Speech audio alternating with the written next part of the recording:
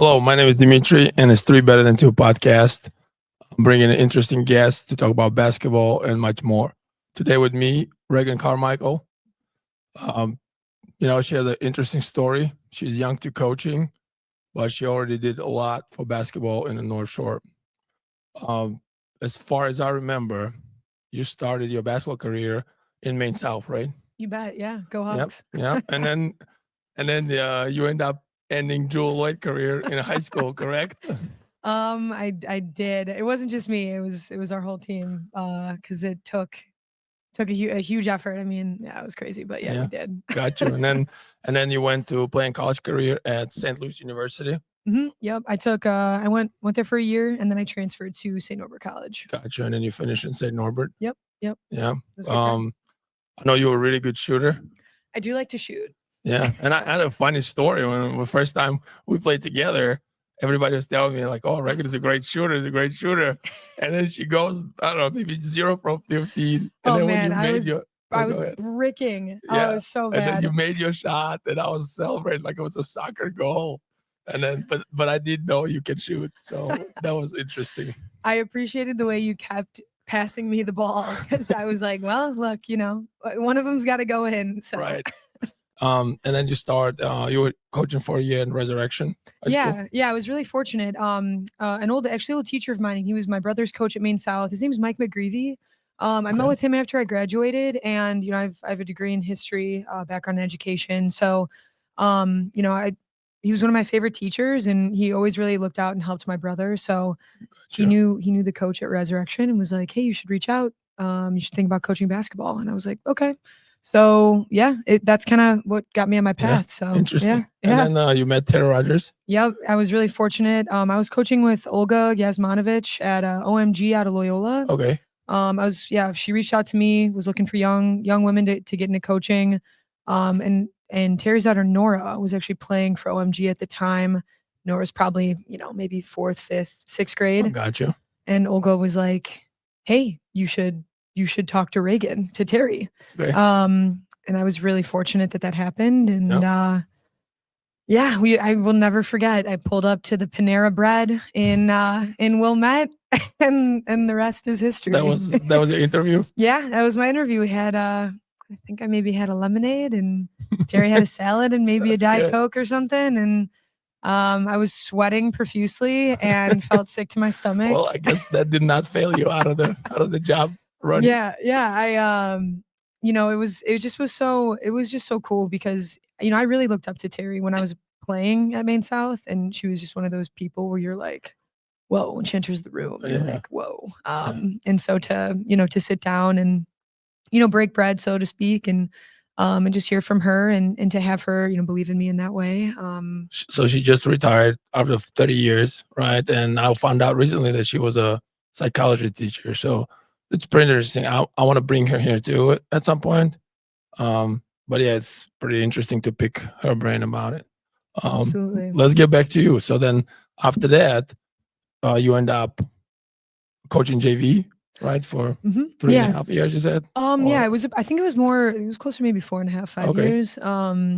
I sat down with her, and she was like, "I know just the person that you should work with." I was like, "Awesome. Who is it?" And ended up being, again, small world. It's Lou Matello. I actually played against him when he was coaching at Niles West.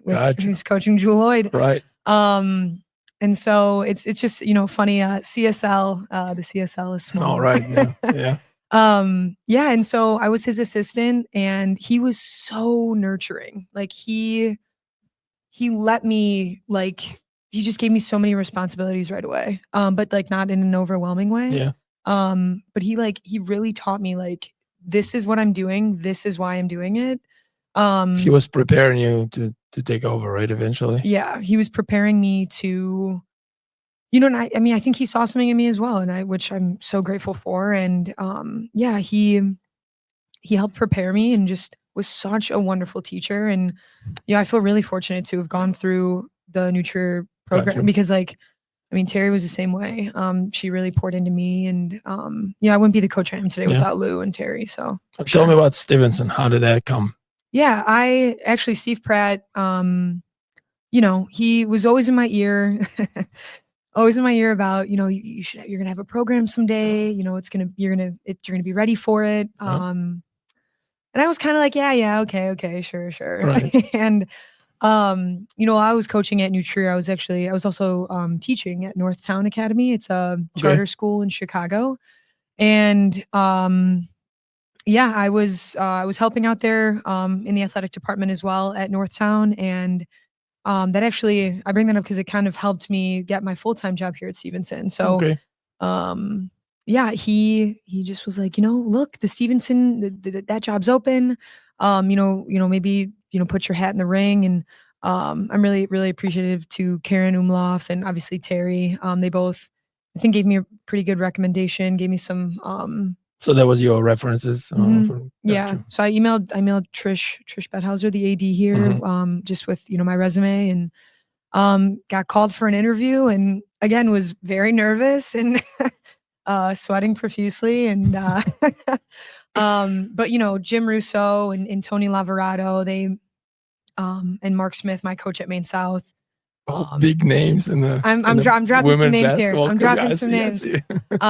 But yeah, actually, I remember I sat down with Mark and Tony, and they helped me review. I made a packet, this really great, kind of like a coaching portfolio. Okay, so as a head coach, like, this is what I'm going to do with the program. Absolutely. Okay. Yeah. So like, this is who I am. This is kind of my vision. This is what I bring to the table as a coach. Okay. And and just like some other, background on like, this is how I run a practice. Gotcha. These are my practice plans, things like that. And it was really great. Trish brought me in. But I'm really fortunate to Tony and Mark, because they sat down and they were like, you should say these things. Yeah. Like, this is great. Keep this in, change this in your portfolio. And, same thing with Coach Russo.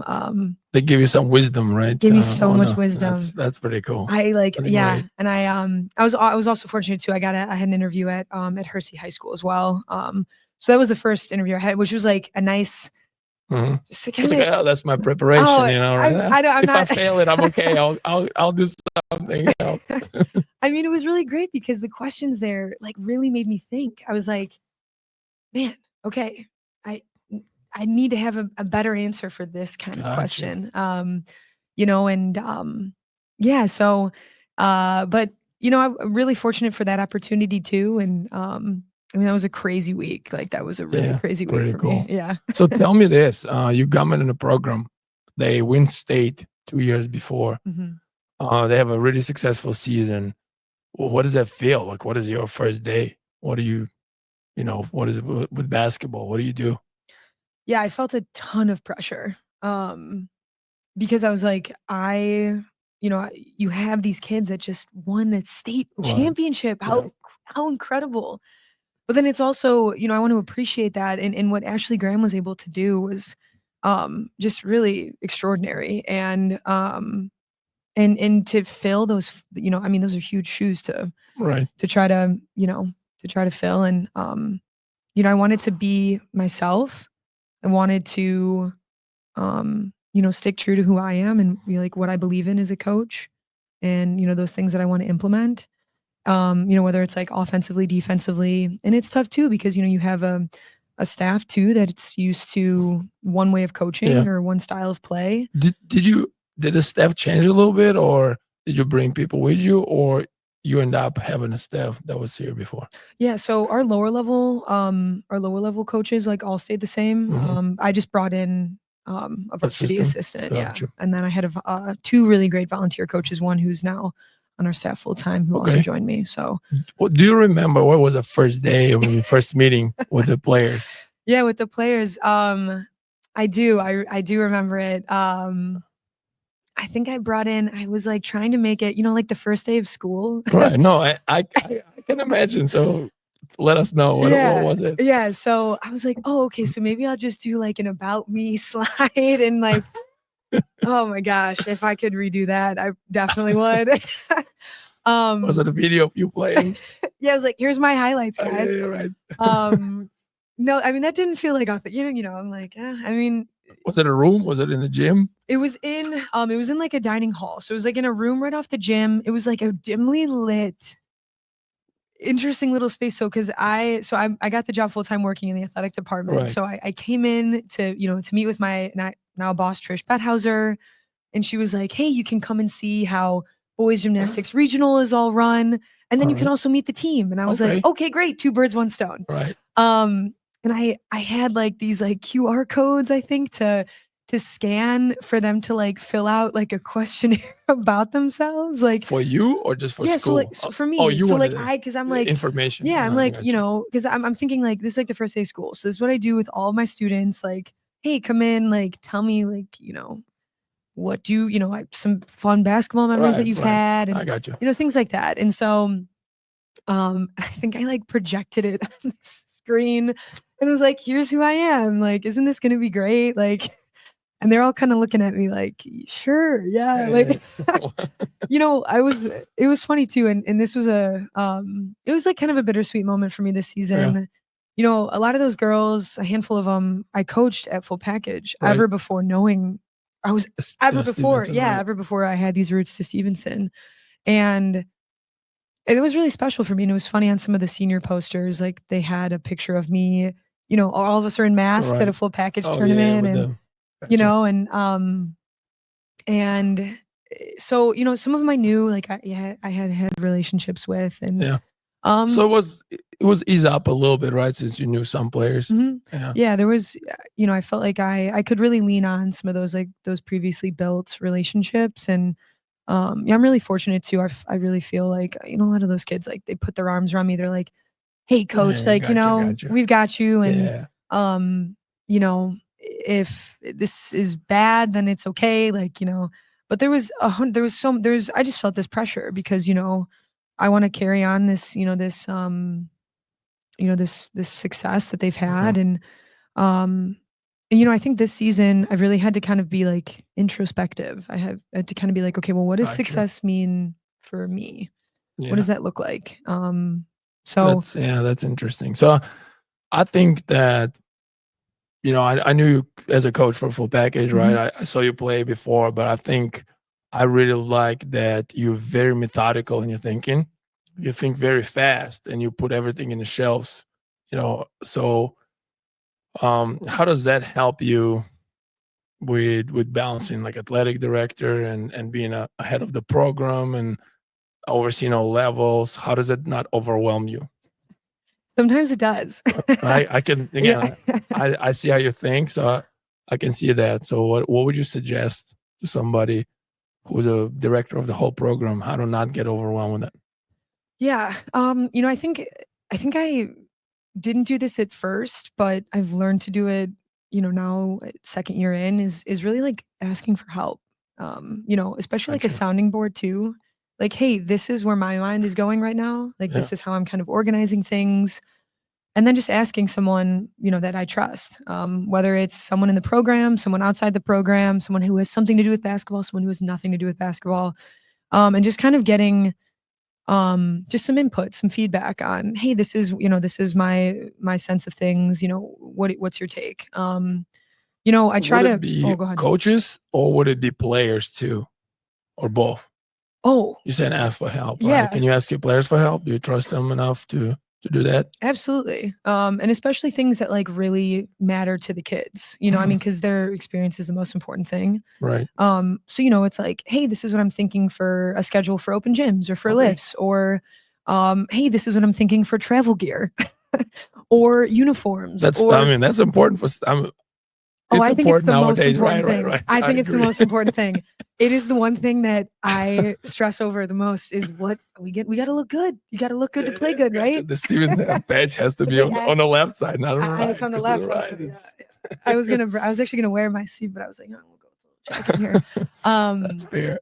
But yeah, so and then that helps, right? Because it all goes into your backpack at the end of the night, and you have to carry that home, and sometimes the backpack gets heavy, right? And so I got you. You know what I mean? And so I think in those ways too, when sometimes you take things out of the backpack and you talk about it and it goes right back in, but it was later for a second, right? Because you talked about it. And it's somebody might pick it up if you drop it. Yeah. Someone helps you pick it up or someone helps you clean it out. So that's kind of been my approach. And I like to think too, I've Trish, my AD has really been helpful, and a lot of coaches like Tony Laverato, Steve, DJ, from Full Package, they've been really helpful too of helping me think through it, in terms of like, hey, what's the most important task for this week, for this month? What do you need to get done this month? How do you need to, what are things that you need to like make sure we're implementing? Is there some leeway on this? And my mind doesn't really work in that way all the time. No, I know it's fast. I see it. So you want to solve problems right away on your own. Right? Oh my gosh. No, that's good. That's great advice, and that's good. You ease up on that, and you trust other people to help to unload it. Yeah. Let me ask you this, and then I want to kind of maybe understand you better, or audience want to understand you better. What is a cartoon, book, or TV character that most like you? SpongeBob SquarePants. So you identify yourself as I don't know. I'm like, why is that? I just love SpongeBob. Okay. I love his energy. I love his positive attitude. Okay. He works hard. He has fun. Yeah, I think I just also like love SpongeBob. Okay. That's interesting. I did not expect that. That is such a great question. But it's that made me interesting. like think about it too. Okay. That's a really good question. We'll leave with a SpongeBob. Yeah, we'll take that. Yeah, well, let's leave with All that, right. and then I'll think on it too. Okay. Tell me this: when you close your eyes, what is the first basketball thought that comes in your mind? Am I doing enough? What more can I do? Who am I helping? Those are usually the questions I have. Okay. Yeah. Okay. Yeah. What about when was the last time you played? I played 2 weeks ago. Is it an open gym? Do you play with girls sometimes, or? Actually, so funny story. We have and you're welcome to join if you'd like. We have staff that play before school on Fridays. So it's the early mornings, right? Yeah, early mornings. That was so I was really, again, I was like, I don't know what to expect. I think I'll probably be the only girl and maybe the youngest person. And but I went, and it was so fun. And then the following Tuesday, I played in there's a women's league at Brooks Park. Okay. And so when I can, I go. Gotcha. I've had to supervise here at Stevenson for the last couple of weeks, but now it's freed up a little bit. Yeah. Hopefully now it's freed up, and Tuesdays I'm gonna try to make some more games. But yeah, those are the last 2 times I played. That's pretty cool. Yeah. You kind of mentioned it a little bit. Tell me, what are your thoughts? Development versus winning. Yeah. I think my approach is like, winning is great. Winning is important, but it's not the most important thing. Right. I feel like their experience, especially like on varsity, obviously like we want to win every game. Yeah. Right. Like that's our right. You plan for it, right? Yeah. We practice to win every single game. And I think helping kids understand like that preparation is really, it's the meat of it, and because you can apply that to other things, other sports, other things of life, from school to work to whatever it is. Yeah, absolutely. And so, so like I'm very much like a glass half full. I'm a optimist. That's, I think, maybe why I lean towards SpongeBob a little bit. But but yeah, I think I think development is, it's great, but I think it, if winning's the most important thing, especially with like younger kids, I think you lose sight in the relationships. And I think that's really what matters. I think back to my time at Maine South, like I mean, yeah, we took third in state my sophomore year. We beat Jewel Lloyd a lot. She will pull up to the gym. Yeah, she's coming for me. She knows now it's Tuesdays. Oh gosh. But the thing that is like, so I care, and I'm, the thing I care most about is like, I'm still friends with like almost all of my teammates. Yeah. And like, no, it's experience, that especially the thing is, it's not just that the experience make better if you do win something. Yeah. because then you experience that positive moment of togetherness and win, Yeah, So you like see it. right, see it right. It's through. different, right? It's you earn that together, and Absolutely. that makes it magical, an Yeah. experience different. Yeah, absolutely. With that being said, what is a good coach then? What is it? Is it a guy or girl who win all the games? Is that the person who will show up to your graduation, or is the person who will come to your kid's graduation, or is the guy who drive you home because you don't have a ride, or is the person who what is it for you? What is a good coach? Yeah, I think a good coach is someone who, like, their players know that they love them. The players know that they love them. Like, they lead with love. It's Okay. centered around love. Love for the game, love for the players, love for the process. And I think it's both. I think sometimes too, like, we had like 3 words this year: relationships, growth, and victory. Shout out Shaka Smart. I did steal those from him. We love Shaka. We love We mentioned Shaka. last time.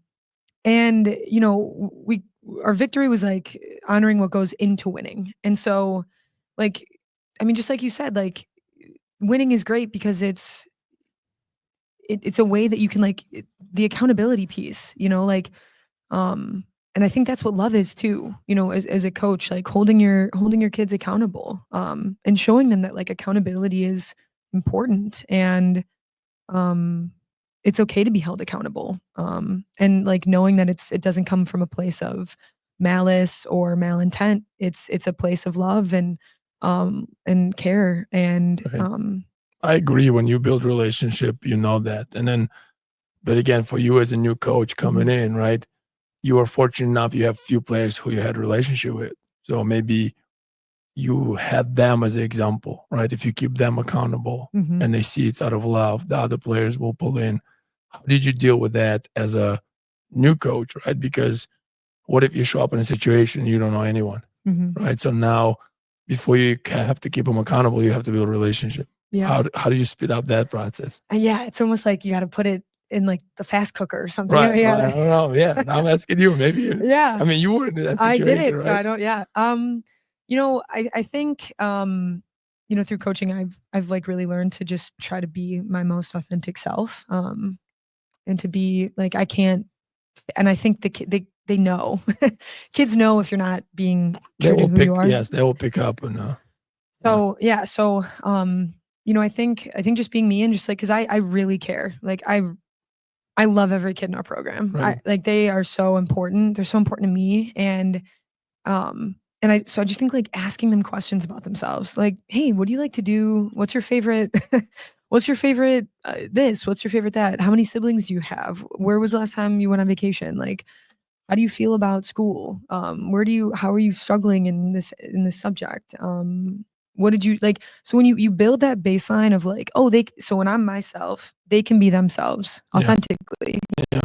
Right. And then you kind of can ask those maybe deeper questions of, how did this feel when you failed? Like, how did this feel when something didn't go your way? Or, what's something that was, like, hard for you today? And then, asking them, like, and then just, like, listening. Yeah. And just, kind of, like, being there for them, and just being, like, man, yeah, that sounds really challenging. Or, oh my God, that's so great. And, like, celebrating those wins with them, and, like, also, like, standing in the hard with them too, I think, just is being present, right? yeah. What did you ask them? Basketball questions? Yeah. Oh yeah. Like, what a memory especially is, like, something I think really says a lot about a kid. Oh, like their memory? Yeah, like Okay. a favorite memory of theirs. That Mhm. like playing style. What do they think their strengths are? What do they think their weaknesses are as a player? Definitely those types of questions. Were they honest answers? No, they're all perfect and really good. Yep. Yeah, and I mean, and like, asking too, like, I think that was the other thing. Like, I didn't want to come in and be this, like, drill sergeant of, Right. like, it's my way, or get out. Right. Especially after them just winning yeah, 2 like, seasons. exactly. I understand. So you were careful with that, right? With pushing what do you think is the right thing, right? Mhm. So it And was a transition a little bit. and I will say, like, it wasn't like it was a season-long thing for them to trust me and my coaching staff. It was or it was not? It was. Okay. Because there were moments where, you know, some athletes were, you know, maybe listening to what parents or people outside of our program had to say. And I really want to credit Eric Leader. He was my assistant coach last year, and he was like, we need to sit down and talk with them. And I'm like, yeah, what do you like? What do you have in mind? And we talked through, like, hey, like, we are here doing the work and we're here putting in the hours. Like, we need to have like this trust within this group. Was it particular person or a team meeting or? Yeah, it was a team Oh, meeting. it was a team meeting. Yeah, we sat down, we talked with each kid, and we had separate meeting, like individual, you know, if I were to say like another thing too, definitely have player meetings more than once throughout the season.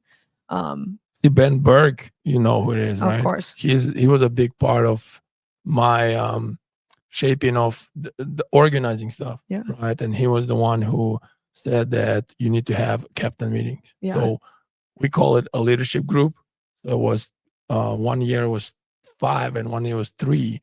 So we actually read the book about leadership together. So every week we met, and chapter by chapter we went over the leadership. And it was very important because you can feel it's like thermometer, right? Like, where's the team? Yeah. Are they beat down, tired? Are they ready to go? They don't have enough information. So then that trust builds through them because they are leaders of that team. And so you said that it's really important to have those individual meetings or small group meetings or even a team meeting. Yeah, whole team meetings. And I mean, just like honest feedback, you know, just like giving honest feedback and being okay with them maybe not agreeing or them having feelings about what you think and where you're at. And you know, I mean, Ben Berg is the GOAT. He's a GOAT. Love you, Ben. And I mean, he's been so helpful with he's been just in terms of leadership and building like that culture around like a player-led team. He's big at that. Yeah. And so so I mean, we had, you know, lots of meetings with that as well. And of course, you know, you go through highs and lows of, you know, during the season. So but you know, I think we really faced a turning point last season, like my first year. After we played at Libertyville, we won on a buzzer beater. Nisha Musunuri hit this insane shot. It was awesome. And I think like after that game, things started to, we had a meeting, and then we're like, okay, now we're kind of on that path. But you kind of got locked in the basketball itself and, you know, other things. Absolutely. Yeah. That's a great advice. Yeah. What was your most memorable transformation from a player? And it doesn't have to be Stevenson. It could have been Nutrier or Resurrection, or maybe even when you played. What do you remember? Yeah.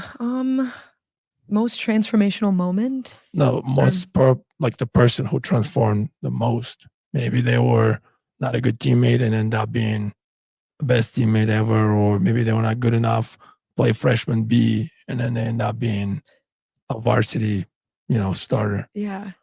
I mean, I think we had an athlete at Nutrier. Her name's Haley Thompson. I think she's at the University of Virginia, maybe somewhere out east. She played on the freshman B team at Nutrier. Came through, played on the JV team, made varsity, and then ended up starting her senior year. Okay. She was a post player. She had great hands. She had a great shot. She just needed some encouragement and just some love. And so why do you think that happened, or how did that happen? You know, I think we did a really good job of positively communicating with her and helping her like face those fears that she might have had or insecurities as a player. So you helped her understand what player she is and what are things that she needs to work on to be successful. Yeah, I think we did, and now I don't even think that I realized that we did that. Yeah, no, that's good. But yeah, I know, but we and now you can copy and paste it. That's good. Yeah, it's great. Yeah, I think we gave her like, a path. We were, we talked through like, hey, this is where you're at. This is where you need to grow. This is how like this is. And she really wanted to learn. She Right. really was like so engaged and so like committed to doing it. And I mean, not even to play in college, just like to be a successful high school athlete, Right. which, I think sometimes gets lost. And I think so too. I think a lot of players, you don't realize that they just want to have successful career and journey. And I feel like it's so important, high school basketball, to play for your community, like with the players you grew up with, against kids you grew up with, so then you can boast, 20 years later, like, hey, like you and Jewel, look at that. Like, hey, remember that whatever years ago we get you on a buzzer beater. Yes, I remember that. So I feel like it's a big part of just the community building and memories from school. And you only get one opportunity to be a high school athlete. You get one chance. You should do it. And you should give it everything you can. And I think Haley really exemplified that. And she was great. I'm trying to think too, maybe any other players I played with. I mean, I've had the opportunity to play with a lot of really great players throughout the years. And that's a good example. Yeah. If you're a head coach now, right? But if you would be assistant, who would you assist to? Like, what was your dream assistant coaching job? Dream assistant coaching job. Probably Terry. Terry? Probably Terry, yeah. Probably Terry. She's retired now. I know. Hard to do. Well, maybe she'll come. Maybe it's flipped. Yeah, she can come you. assist me. That'd be great. We'll keep planting that seed. And then you at least know how to play one player in Libertyville. No. We'll at least know how to shut her down. Right. I'm trying to think who else. I mean, it'd be cool to coach with Ben. I think he would. I think we would complement each other really well. Can this be like anybody? Anybody. Oh, Shaka Smart. Oh, you would like Shaka Dawn Smart? Staley. Yeah, come on. Gotcha. Dawn Staley or Shaka Smart. Those. I would thought you go to Gino and UConn, but I don't know. I feel like when he does that, when he talks, you can see the deep level of him understanding, and I think I like that. But there's a lot of great coaches. It's a lot of choices. Yeah, that's absolutely. True. I was gonna say, who's the guy who I like the Drake coach too, on the men's side. Oh yeah, he just got the Iowa job. Right, Ben McCullum or something like that. Yeah, he had a really good season. Yeah. What are the coaches that influences you or your style? Maybe you learn from somebody. What are they? Yeah, DJ Morris for sure. DJ and Steve. I really buy into that like energy, passion, joy. I really love them. Pepe John Chavez, he's a boys soccer coach here. Okay. I also he's really had a big influence on just my approach to coaching and like a battlefield leadership. And what makes him special? Man, the way in which he prepares his athletes is what makes him special. Yeah, and you said how big a preparation is for you. Yeah. I love scouting. I mean, I could sit up and watch film all night. Come up with a game plan or things like that. But I think the way that he gets his athletes mentally, spiritually, physically ready. That's great. I want to connect with that guy. He is. You're gonna exchange numbers. His daughter plays for Full Package. So I'm sure he would love to help you out. I think maybe his son does too on the boys' side. But so he's really been just like such a great mentor for me. Just like in terms of how to like prepare your athletes and how to make a team and like how you can assess talent throughout the program. He's really a team building, right? Mm-hmm, team building and program building. But like especially too in terms of like athletes, right? Like who do you have at the freshman level? JV, varsity, and like how all of that comes into play. And so he's really great. All right, since we started with soccer, Yeah. What do you think you can learn from other sports? Oh man, this is such a great question, and I think it's funny too because Caitlin Clark was on the David Letterman show, and she actually credited soccer. Oh, really? To help with her passing. Okay. And we've had, even at New Trier, and Terry was always so great too about two sport athletes and really really building them up too, and playing to their strengths. Right. Like Charlotte Dellin and Josie Noblet, they're both playing Division I soccer, and they were great. They were such great athletes, and they understood, the passing and the spacing, and but I think I absolutely think like soccer is such a great tool for basketball because you see the floor differently. I don't know how they coach soccer. I don't know how you coach soccer. It's so spread out. Because it's a lot about practice and preparation, like you said, because during the game, we can yell out and sub and do this. Time out. And then soccer, it's going, it's far. You can maybe show number and switch something, but you're right. It's a preparation. So for them, it's a little different. How do you prepare for anything coming your way? And like you said, the coach does a great job with it. And I think like that, you can take that with you, in addition to conditioning, the soccer and footwork and spacing, like the camaraderie. I feel like with basketball, if you're a talented offensive player, you can get away with getting the baskets or scoring.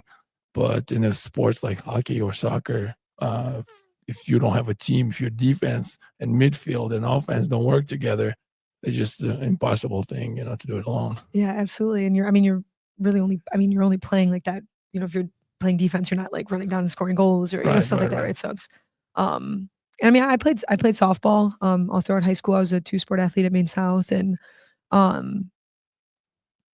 did you take anything from there?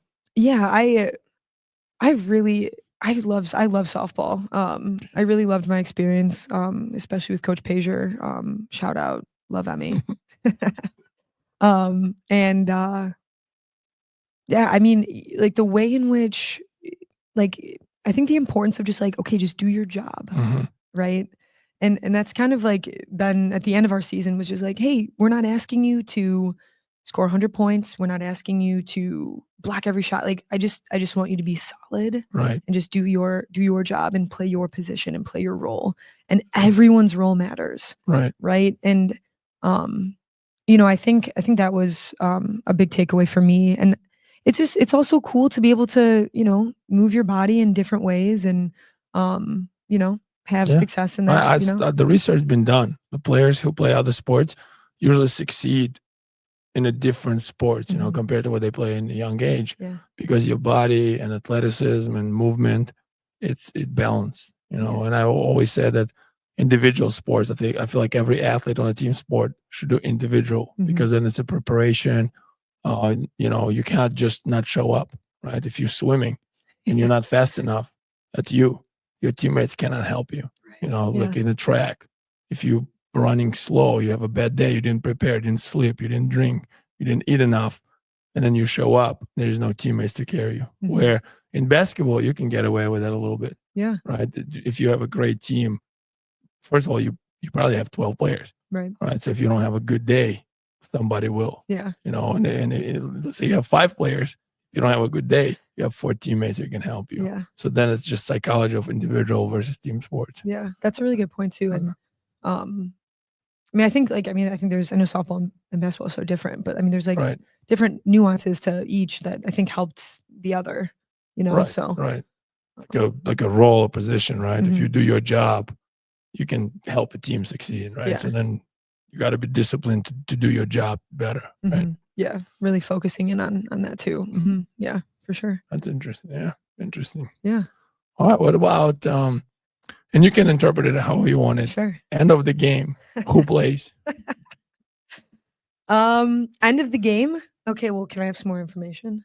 You can interpret it how you want it. You can give me different examples. I like Sure. it. Okay. End of the game. I think you play to win. Yeah. End of the game. I think you play to win. Is it a particular game? Do you have people who you trust in the season and am I not doing well this game, but you would play them in the end, or you would go with 5 who this particular game can help you, or maybe your star player struggling, but they need to go through it. So then it's about development, or let's say it's a close game, right? Yeah. Okay. It's a blowout. We know who you're playing. Sure. But let's say it's a close game. What was that? How does that work? Yeah. So I mean, I think I've done it a couple ways, especially this season. I mean, there's moments where, hey, we're gonna stick with this kid because they're playing their butts off, Right. and like they're the hot hand, or Right. their rotation defensively is astounding. Like, Okay. and we're shutting down this team. We're playing a zone, or maybe we're playing a 1-2-2, and they can't break it. They can't figure it out. So we're gonna keep this kid in on this.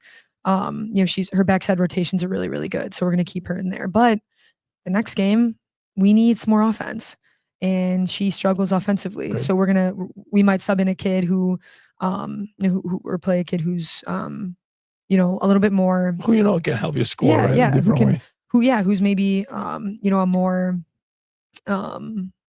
impact player on the offensive end. So I think that kind of depends. I can't just give you a cookie cutter of like, oh yeah, we're gonna play our starting 5. Right. I think matchups too. I think matchups play a big role, especially, like you have a team with, some great outside shooting. Like you might have to go 4-guard lineup, or like a smaller, smaller, more agile lineup in that case. Or you have a team, like Lake Zurich, like they have really great post presence every year somehow. So they're a little bigger for players who might not have played as much in some games, but can help you there. Absolutely. Yeah. So last few minutes of the game, you just figure out how to win that game, particularly with the personnel that can help you win that game. Yes. Right? Yes. So, okay. You live in the moment. Yeah. Like gotta live in the moment. Be present. Yeah. Well, describe a perfect basketball. What is perfect basketball for you? Oh man. I think perfect basketball. I think it's loud. I think you can hear it. And by that I mean the voices. Yeah. of the squeak over shoes. No, not the squeak of the shoes. No. But it's loud, especially defensively. I think loud some chatter on defense is the sign of a connected team. And so offensively, it's the ball's moving. The ball's moving from player to player, and there's great spacing. We're hitting kids, we're hitting people on screens. We're not over dribbling. I really don't like I don't like. I have to tell you a secret. I hate the dribble drive offense. I hate it. It's too much dribbling. I don't like it. The ball sticks in one person's hand too much. I don't. It's not my cup of tea. You ever watch Bellemere? Yes. Yeah, they used to be a Division II school. Yeah. And they average more passes than dribbles. And if you prepare for them, you can stop it. But if you can't, it's overwhelming. Yeah. I think they beat Kentucky maybe 2 years ago, the preseason. Yeah. You probably I've seen their clips. I'm like, that's great. That's a perfect basketball. Yeah, and I was asked this recently of like do you have like a system, right, that you put in? And I think there's like there's not right or wrong, but there's a lot that you can do. I mean, I think set plays are important, especially like after timeout situations. And I have to give Tony Lavorado another shout out too, because he's really pushed me to think, hey, okay, there's a dead ball, there's a timeout, what are you running? Yeah. And what are your, what situation, or like what, depending on what do you do? Right. Yeah. Or like, hey, fourth quarter, it's a 4-point game, ball goes out of bounds, it's our ball. What's our set? What are we trying to get? Do you practice those in end situation or end game situation at your practice, that you put 12 seconds on the clock and you have 6 fouls? No, it's quarters now. You have 3 fouls or 4 fouls. Yeah. And then the next one would be 2 shots, or maybe it's a 1 to give and you're down 4. And then what do you do? Do you go through those during the season? We do. Probably not. I mean, I would like to go through them more. I think, but yeah, we've gone through like, okay, hey, when we're in this position, if it's a 1, 2, or 3-point game, and it's our ball and we have a baseline out of bounds, Okay. this is the baseline out of bounds that we are going to run. And it also depends too, right? Like if we're playing a team that's maybe runs a zone on the baseline out of bounds, this is what we're going to run. Like, so right? the kids know, right? Like you Yeah. don't need to even call timeout because they know where to go to, right? Yeah.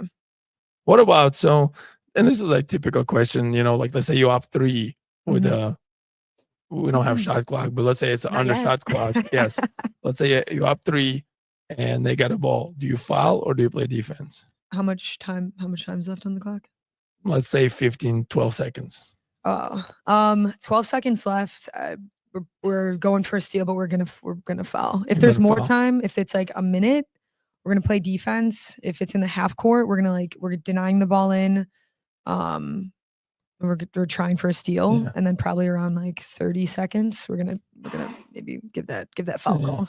Unfortunately, the last 2 weekends we have 2 teams who end up losing in overtime. It's 2 games, a down, up 3 in less than 10 seconds left. So now we know to foul. Yeah, there you go. But I always thought it would depend on the game. Yeah. If it's a high scoring game and people shooting threes, then you probably want to foul and just go with 2. Yeah. But if it's 21-18, then it's probably not a high scoring game. So then you kind of just defensively stick to it. But again, I was on both ends. Sorry, that is so tough. Yeah. That was tough. Tough. But now we know after the second game, it was like, we're fouling now. There's no. Yeah. And I think, I think those conversations in practice like really help build the IQ of your kids. Right. Even the kids that aren't going to be in those situations, they might be next year or they might be in 2 years. And so I think that might be tomorrow. Or it might be tomorrow. Yeah. Hey, your number's called. You got to be ready. And so like making sure that everyone understands. And then I think having those conversations with your coaching staff of like, hey, when we're going into this game, like, I don't know, I feel like I have a pretty good feel on, or a read on like, this game's going to be close and it's going to come down to a couple possessions. Yeah. And so like having those conversations beforehand with your coaching staff, whether it's like the day before, practice before, or like, before the game, after the pregame talk, like, hey, what do we feel? What do we feel best running? Giving those roles to your assistants of like, hey, we might need some, defensive look here, an offensive look here. Just be ready for it. Yeah. So I think. But see, you mentioned that like asking a question is building a relationship, right? Because then you might disagree with that. Oh yeah. But at least they have a point and they can hear, you can hear their thoughts. And I heard this phrase that great teams, players take away from coaches. So then if you in that level where players can take away, in some teams, I trust my guys enough that he can look at me and was like, right, let's run, circle flare. Yeah. I was like, yeah, you got it. You do it. You see it. Yeah. I've been there. Yeah. And it's that brings me back to a thought too earlier, one of the questions you asked of, what do you do when you're new and maybe you don't know anybody, or like, I think I leaned on my kids too, like our senior, like the leaders. I'm like, what do you like running? What do you feel good about? What do you want to change? Like just to hear what they think. And, I think they understand too, like, oh, coach cares what I think. Coach cares about my input. There'll be moments like, I mean, not every time, but in timeouts, like, what do you guys feel best running? Right. We need 2 points. What do you think, Nisha? What do you think, Sydney? Oh, it's me. No, it's me. I want the ball. With boys, that would how it be. With girls, it's a little different. No, with girls, they'll give you a look. Yeah, they'll give you like a look, and you're like, oh, okay. So I have to interpret what that means. But with boys, everybody, like, it's to me. I'm making it up. Yeah. That's funny. But that's difference of psychology too. Yeah. What are you studying right now when it comes to basketball? Or maybe not. Yeah. Great question. I'm studying Grit by Angela Duckworth and Arate by Brian Johnson. Is that a book or? They are both books. Grit's like I think that's the name of the book, or it's in my backpack. I could have grabbed it. So Grit, and then what's the other one? It's Arete, Arete, with a little guy over the E on that. But that one I'm actually listening to on Spotify, because it's a pretty dense book. But yeah, I'm just like listening. I'm listening right now to that one on tape, or that one on audiobook, and then same thing with Grit too. I'm like reading and listening.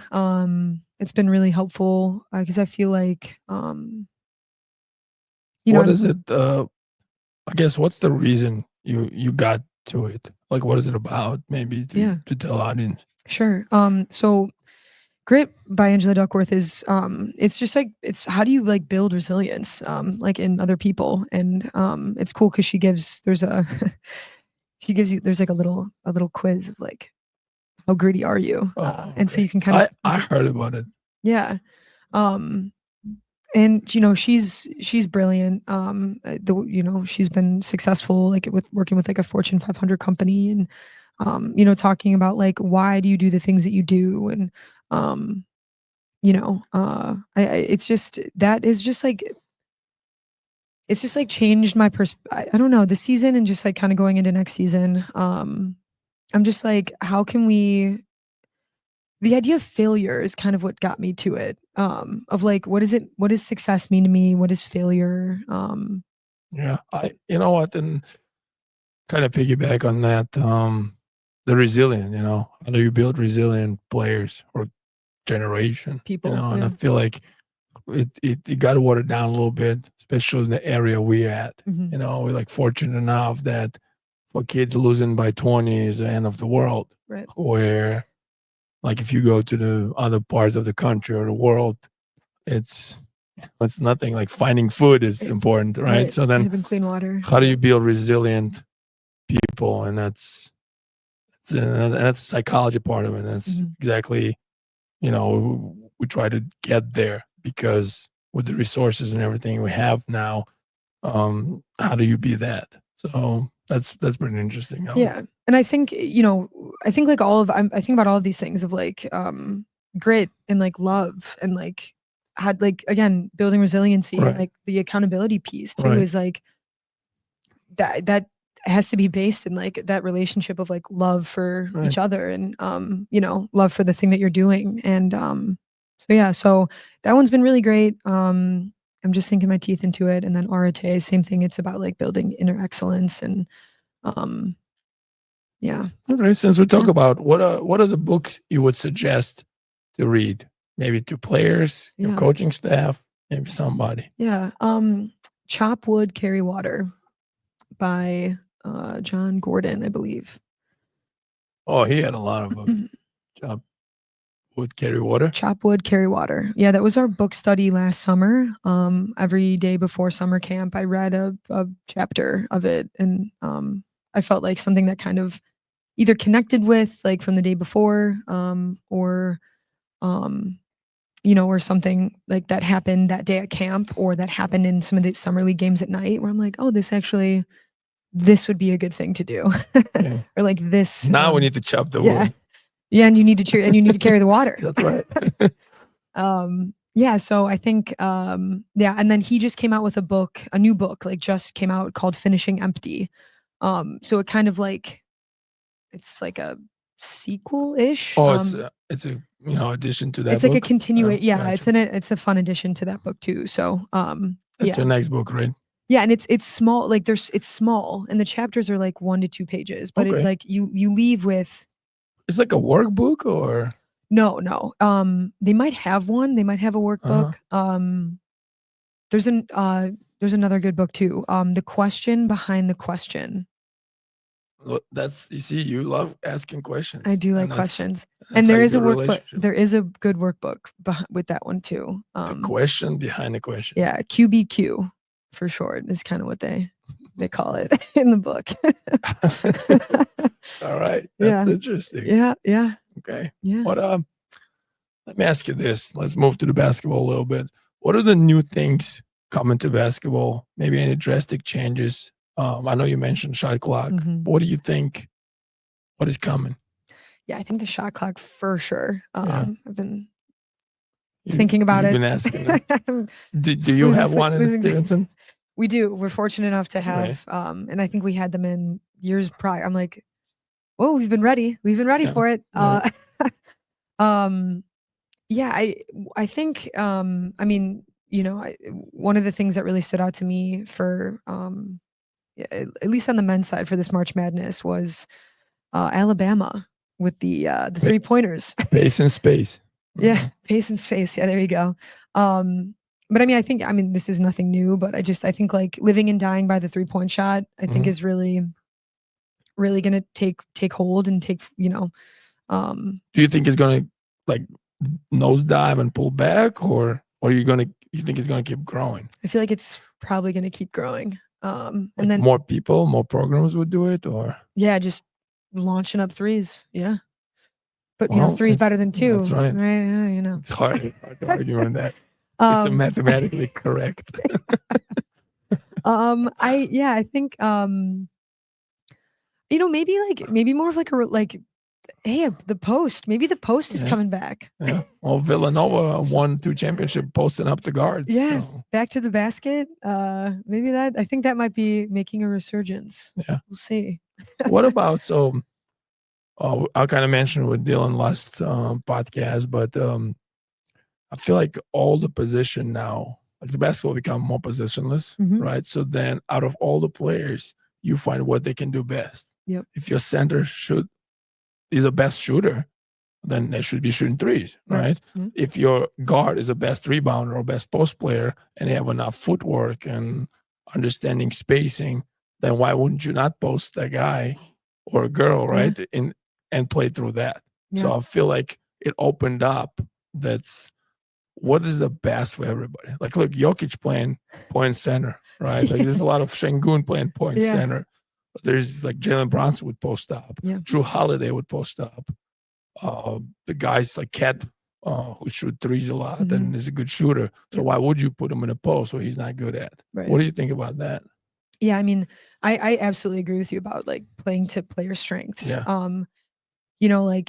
I think that's like the really fun part of coaching. Right. Really is that like pull what's the best game. Out of yeah. Like, oh hey, we can get if we can run this action and they can end up in the post, which is where they're good at, right?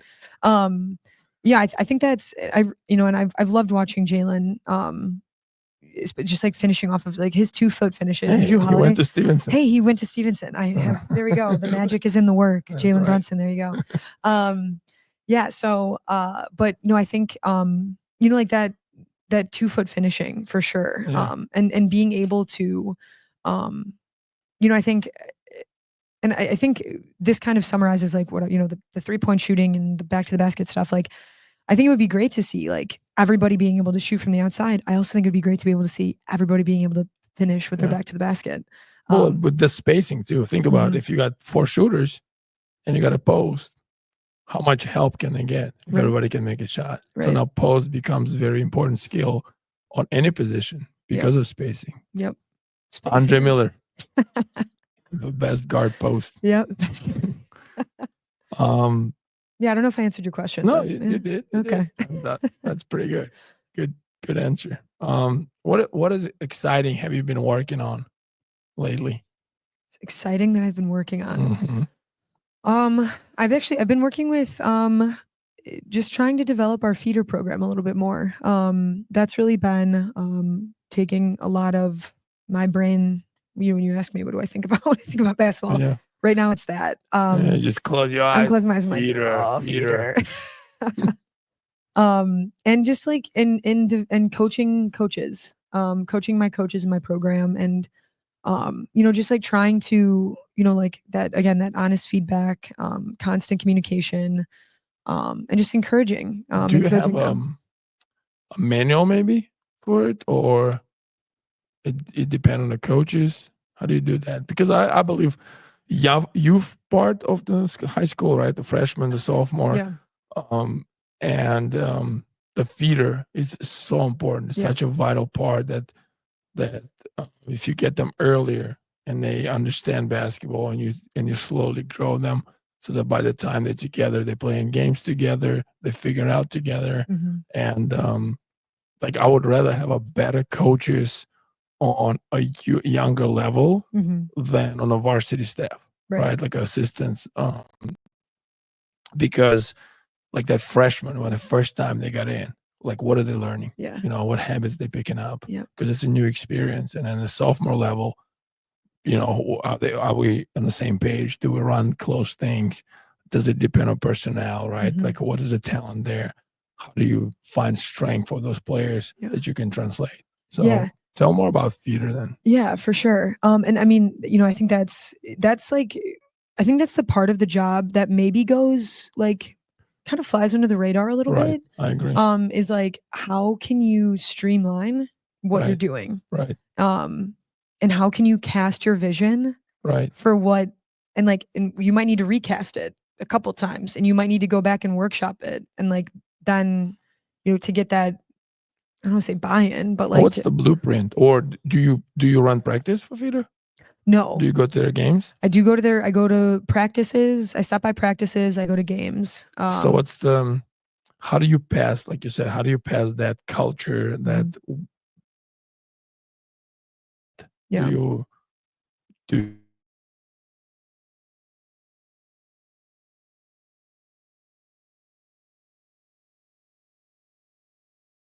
And it's like it's slow. It's slowly taking place, and changes are being made. But we have like this spring, and like last spring was the first time we did it. We did it again in the fall, but we call it like a Patriot Skills Academy. I think what you were saying about building, like, hey, they're freshmen, they're coming in, what's their experience like? And I think it's so important even before they get to Stevenson. Right. I want them to feel like basketball, this is a place where I belong. Right. And I add value here. I matter here. And to be totally honest and transparent, like when I was a little kid, I did not have that experience. I would cry and like lock myself in my room before these, I won't name any of it, but I was so afraid, and I just don't want that to be the experience for anybody. And it's been really great to have like our high school kids involved in those clinics, and stopping by. So you want to practices. connect that youth generation and the high school kids in high school, right? Yeah. Do you have a feeder night where we all do? Yeah. Yeah, it was great, and the 8th graders came out when we did our this was like a spur of the moment thing, but the 8th graders, like the starting lineups Yeah, and have everybody lines up. The 8th graders like joined our the huddle. Yeah, the huddle, and the whole thing. And they made it was a big walkout, and Yep. then and they joined in like our pregame huddle, like right, as the starters get announced or whatever it might be, or the other teams getting announced. And I'm giving that message, that final message, to our kids. And all of the 8th graders were in our huddle with the high school kids, which was really cool. I'm doing that every year. It was cool. really neat. Yes. No, kids love that too. They will remember that for forever. Yeah. And so, I'm like I said, I'm working on it of like, hey, how can we streamline, right? And kind of like make these things, whether it's shooting, whether it's finishing, whether it's defense, whether it's, spacing, like all of those things. Or the verbiage, the language. The language. You talk. Yep. Hey, you tell them sink, and they're like, "Oh, what's the sink?" Or, "Hey, we read on defense." Yeah. And they're like, "Oh, what's right? What's Yeah. right. Yeah. How do you? Yeah. And that's also tough too. Like as when you don't see it being done the way that you would like it done, you have to have sometimes those hard conversations.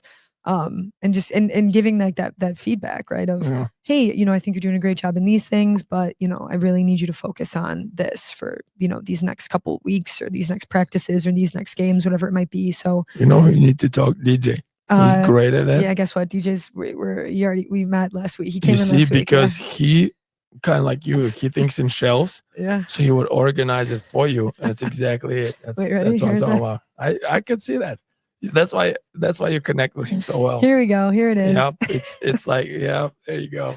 Right. That's it. Training, shooting, footwork, basketball IQ. Yep. And then he will make you write it down, everything. Talent, show, involve. Hey, you're in the right spot. I'm trying my that's best. funny, that's funny. Yeah. He's what advice would you give to a little girl who joined 6th grade feeder? I ask every kid I see, I try to, Every athlete I see with the feeder program.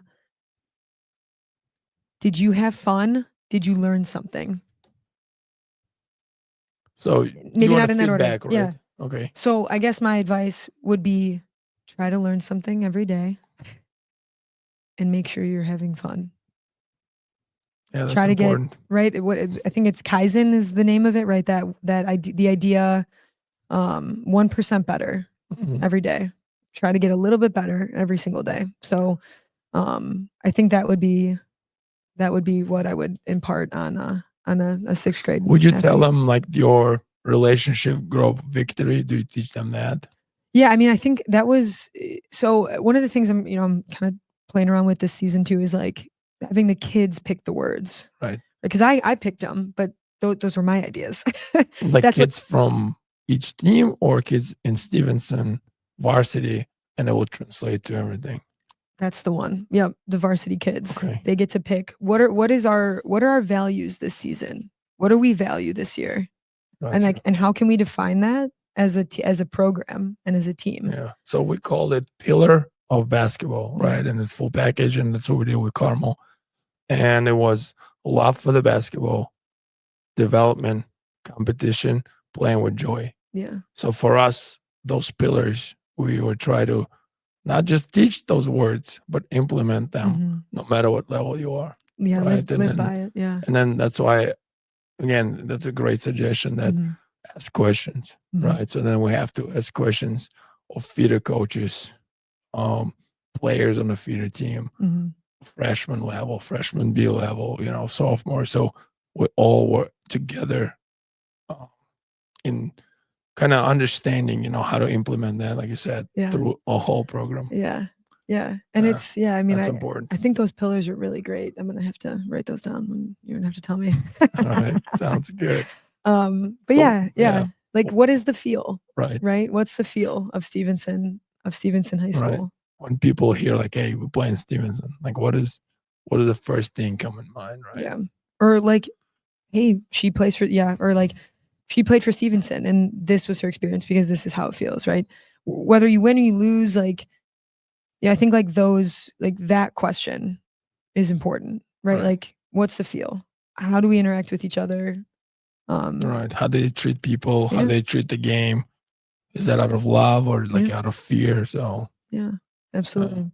interesting. Yeah. So what is your mission here now? Since you, in addition to a high school varsity coach and a leader of the program, you're assistant athletic director. So then it's even bigger role. Mhm. What is your mission here? At Stevenson? Yes. It's a good question.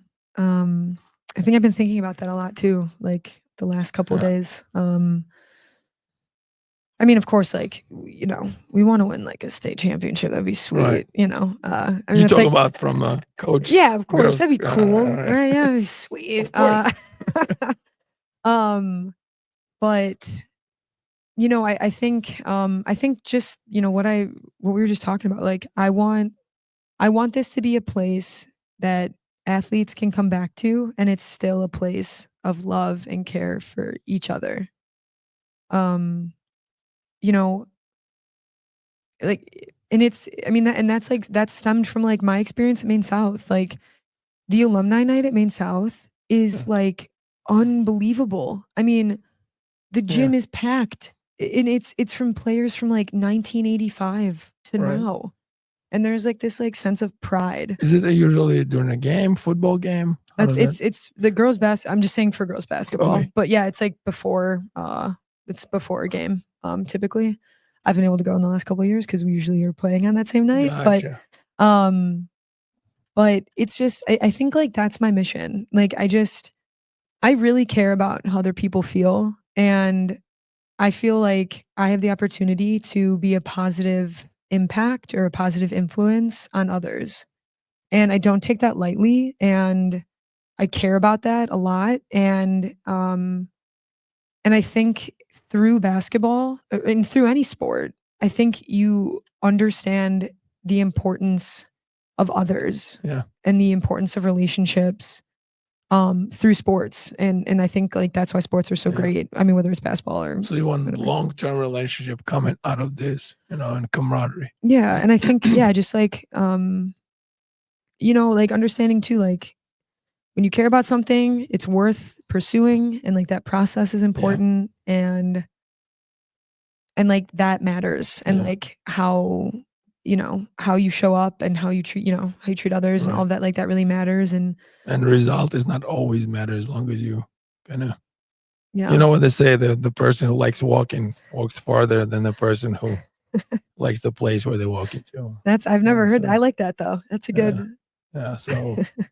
So the result comes as a side effect, Mhm. but if you in that process, in that journey with others, that's what you care about. Yeah, absolutely. Yeah. And I like that. yeah, there's like it's Pepe John left me with the Taoist farmer.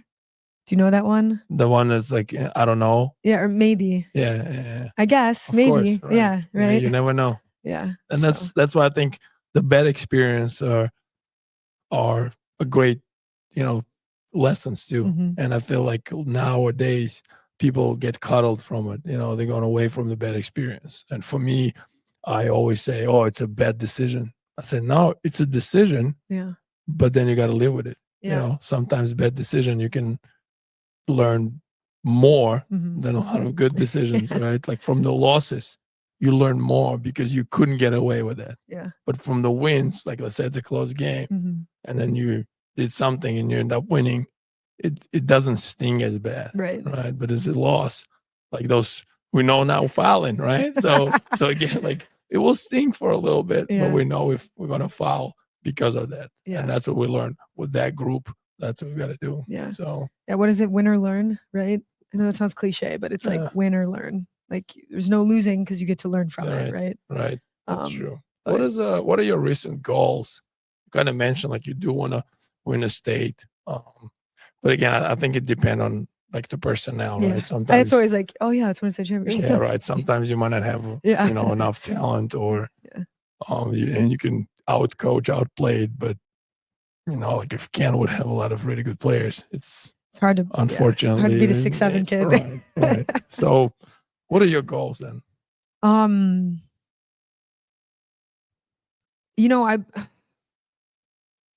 want to keep. I think I want to just keep being challenged, like personally and professionally. I think it's just like I think I lead with emotion a lot. Like I'm kind of a feeler a little bit, and I think understanding like room for logic and emotion. That's kind of a goal of mine, is to stop, take a breath, evaluate the problem, and then go from there. That's like a personal goal of mine. Is I'm continuing to work on. You say personal challenges. What I mean, you wish yourself personal challenges. What are they? Like, what is it?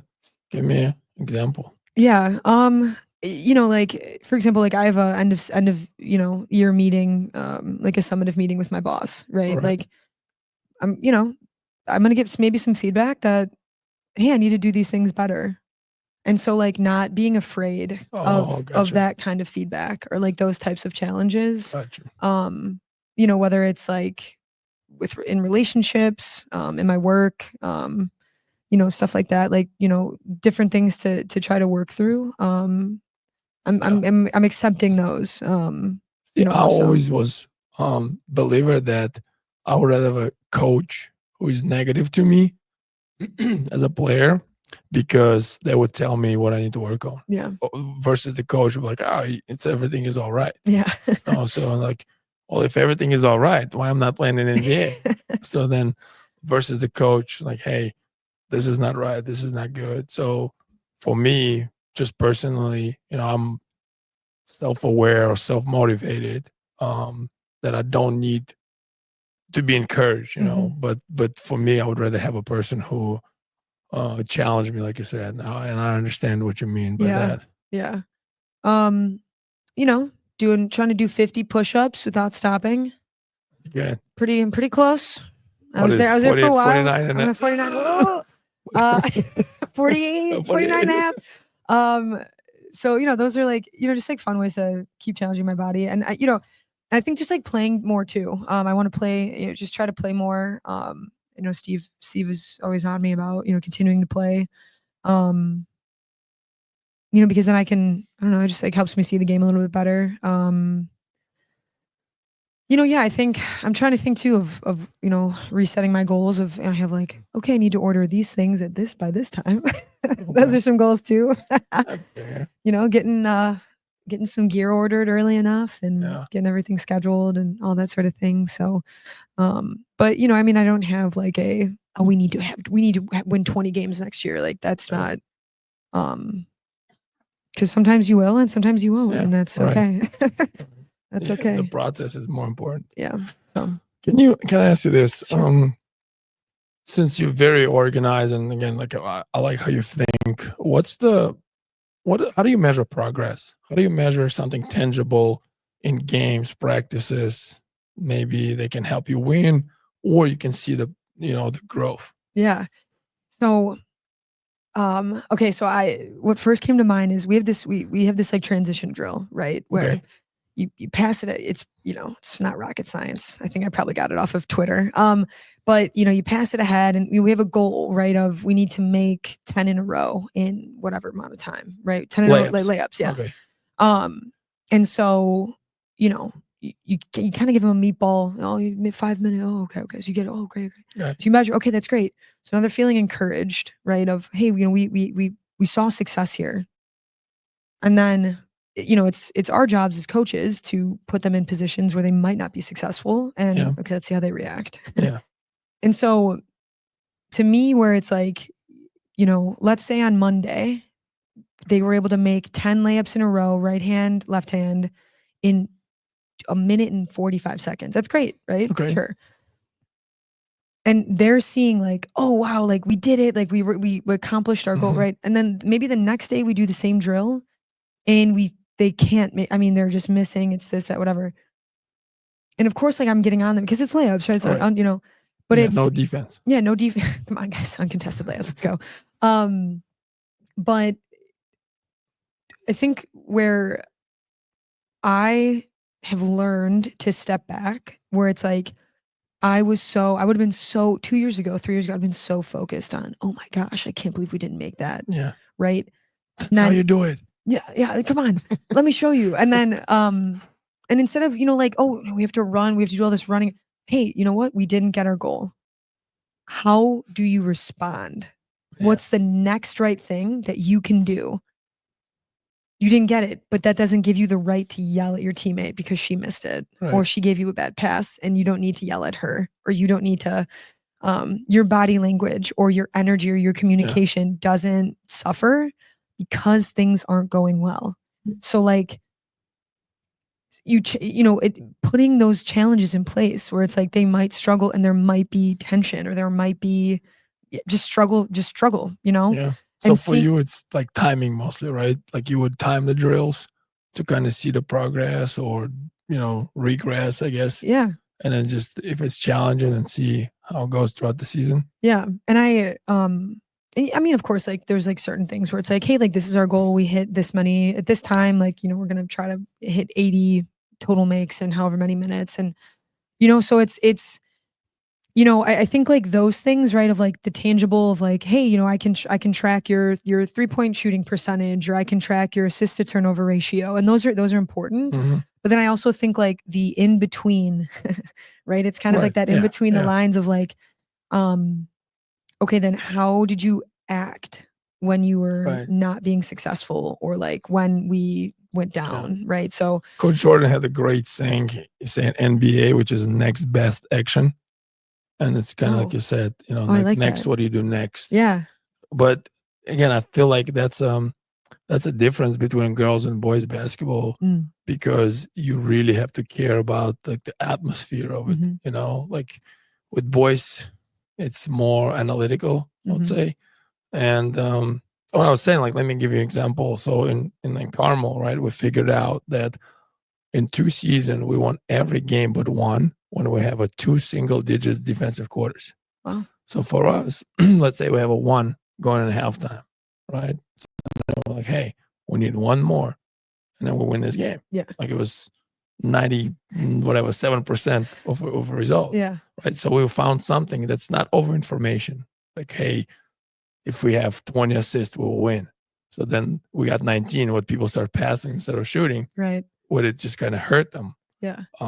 But it would be very simple without over information, like a simple count or something tangible, right? Yeah. Some people I know count kills, which is 3 Oh stops in yeah. a row. Yeah. Which Shaka Smart is big as. Skunks. Yeah. We started. We Oh, did that. Yeah. okay. Then like deflections, assists to turnover ratios, maybe turnover percentages, on huddle, like they have that stat.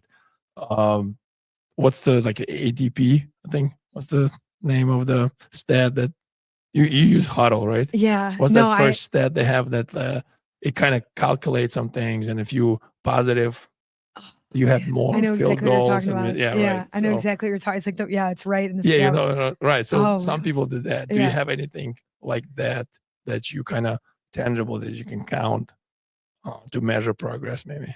Yeah, our kills were our big thing. Okay. And so then we're like, just like again stole from Shaka Smart, the So is Skunks. it a 1 per quarter, 2 per quarter? What's the goal? Yeah, so our goal, we always tried to get at least like 1 skunk. So that was like 3 kills in a row. Like that, like, hey, our Okay. goal would try to be this.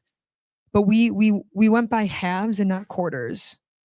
Does that Gotcha. make sense? Yeah. So like, hey, we had this many kills this quarter, or we had, Cut half, right? yeah, or sorry, yeah, we had this many this quarter. Yeah, so like we go back to halftime, or we go, we go in at halftime, and it's like, okay, um, Yeah, we need, 2 like, more. yeah, we like we're here, like or like we're not there, and like we really need to step it up defensively. Gotcha.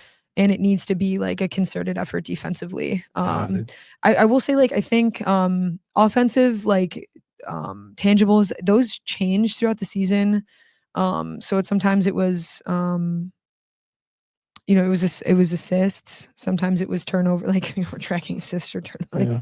all right, guys, hey, come on, we need to stay under this. Right. Especially like in conference too. Like the second time around, you're playing teams. Yeah. So it's like, hey, look, You want this to is be where more we're at. efficient. Yeah, just trying to be more Yeah. efficient, especially. So, so yeah, I mean, I think, I do think though that that's like a place where I can grow as a coach. Yeah. Is really trying to bring those analytics into my coaching and into how we prep our kids. How do you analyze a film with that? Do you watch other teams? Mhm. Do you watch your team? Do you work more on like how you can grow, or you watch other teams? Like you said, you vary about preparation. So Yeah. I'm assuming you watch a lot of other teams. But what do you do when you watch yours? Yeah. Again, I probably could watch more of our film. I do like to watch a lot of what the other teams are trying to do, just so I can give, I want to like give our, kids like a template or like an outline of like, hey, this is what we can expect. Right. And you see this on film, we rep it in practice, and then hopefully we'll be successful in the game. Right. So, but when we were watching our own film too, I'm asking, one thing I'm going to be implementing this year is like, some of our like our spacing, our passing, and our shots, like shots per possession, and like giving, like, as we watch, like we grade ourselves. Okay. So I can't remember who gave me that idea, or I've maybe like workshopped it a little bit, but that's something I'm going to be taking into this upcoming season is, okay, how can we be more like thoughtful about the film that we are watching of ourselves? Okay. There will be times too, especially early on in the season, and it is kind of happened this way, but I'm not mad about it. We really break down our defensive stuff in the beginning of the season, especially our rotations, because that's like, I feel like that's the tone, I feel like, for the season. yeah. And then later in the season, we're like talking through like, hey, let's look at, hey, we're trying to run, like some chin action, right? Like what's been working, what hasn't been working, or, what are some options, that we are missing, or, things like that. So, yeah, I mean, it kind of varies. But I mean, again, those two things, analytics and just more of like our film, are definitely two things I'm really looking forward to implementing more during our season. Well, let me ask you this, and with that being said, we're talking about analytics.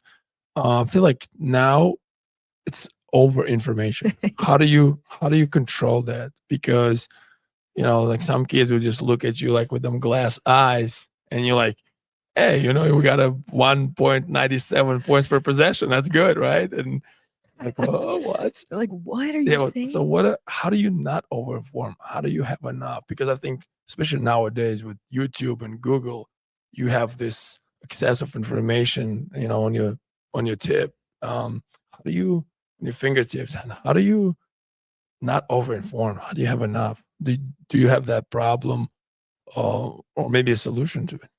I mean, I think it kind of depends on the kid, right? Because if you're the kid that's looking at you like, I mean, they can't even run the play right. You're like, okay, maybe you don't need to know about our percentage of whatever, right? Right. But maybe you have like that really high IQ kid that's like, potentially, we had fortunate to have Nisha Musunuri this year, who's playing at Carnegie Mellon. Yeah, she's pretty smart.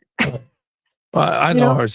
We trained her before. I remember her. Yeah. So she is. So she can handle like those kinds of conversations, or, hey man, like Nisha, like we need to get like I need you to take care of the basketball because like we've gone, or even like the idea of like empty possessions, of like teaching that, where that is sort of analytical, right? Of like we didn't get any shots up per possession, or we are getting, whatever it might be, like we're turning it over before we get shots up. So it's like simplifying it in that way of, and kind of like you were saying too, like the language, right? The language that everyone's speaking, right?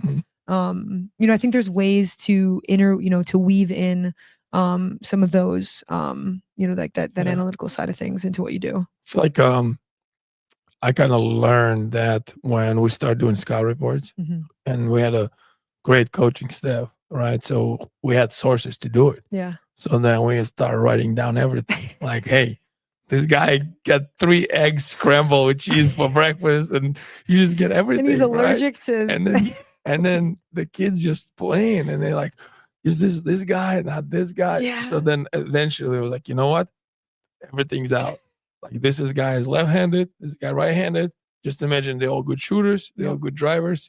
Let's just play like this. Yeah. And then that helped players, like you said, that not maybe basketball savvy or like have a high basketball IQ, to understand, simplify, and then now they playing instead of thinking, you know. And then again, like you said, there's some players who could handle that, and it was a different conversation with those guys. Yeah. But on a high school level, you probably have few of those per team, if you're fortunate enough. Yeah. The rest is people who, or players who, worry about other things. So now you like throw them even more information to them, and then become robots. Yeah. They're just like, what's happening? Like, okay, let's just play basketball. Yeah. Like, this is the ball. Yeah. This is the basket. Shoot it in Let's try to get to the basket.